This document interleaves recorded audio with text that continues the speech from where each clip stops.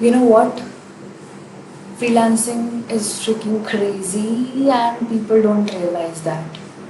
Today is day 13 of me creating one YouTube video almost every day as a part of buildspace Nights and Weekends season 5. And today we are going to talk about freelancing.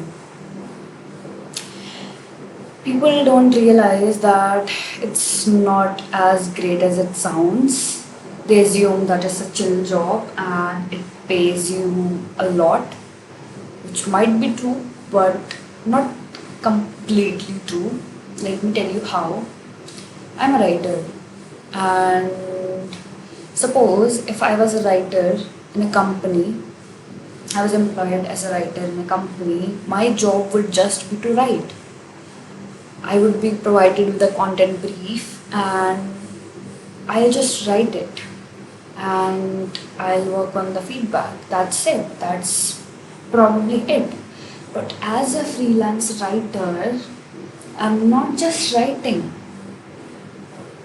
I am doing 10 different jobs.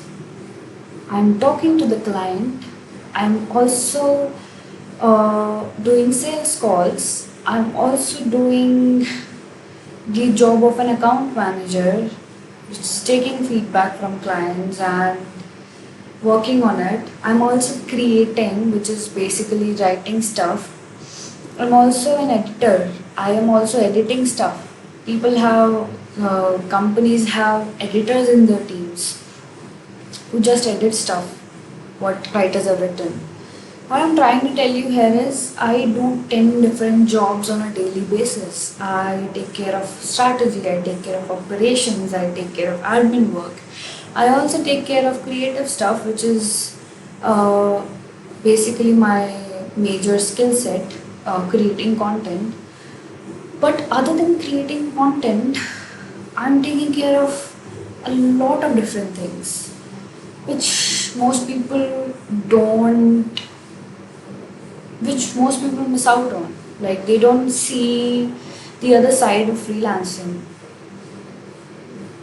I'm a complete department in myself, and that is crazy because my mind is in 10 places that I have to send a proposal to this client. Uh, I have to send content to this client. I also have to create invoice for this client. I have to edit this draft. I have to communicate something to the client. I have to update them. It's a lot. And yeah, that is the other side of the freelancing that most people miss out on. You just don't become a freelancer overnight. You learn how to be a complete team in yourself, and I just realized it today that even though I think that my job is trivial, but I'm proud because I'm able to do a lot of things by myself.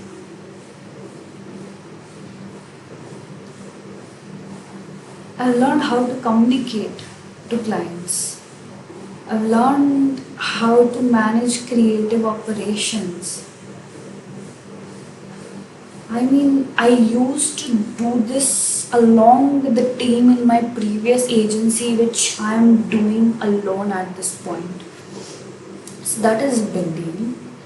And just more respect for the freelancers out there who just don't realize that you're doing a great job. We all are. So yeah, I think this was probably a rant on how people see freelancing as just, a free kind of job where they assume that freelancers might be free, they have a lot of time on hand, but it's completely opposite. Because we are a freelancer, we are doing 10 different things in a day, and that's why we are spending a lot more time than a salaried employee would do. I'm not saying having a salary, having an employment in a company is bad. I'm just saying that these things are not comparable. everybody has their preferences and choices, and I respect your choices, but it's like you can't compare both of these things. On one end, there's stability, there's security, and there's just no pressure of doing a lot of things. On the other hand, in freelancing, you like the flexibility which you do not have in the 9 to 5.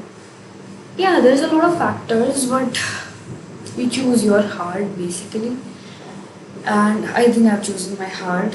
I might go back, I might not go back from freelancing, or I might. That is something to think about another day. But yeah, that was probably it. I just wanted to tell you that freelancing is not all sunshine and rainbows, and you should really consider talking to a lot of freelancers and people out there if you're thinking to become a freelancer or want to continue as a freelancer. That's probably it. See you in the next video. Subscribe if you're here, if you're new here.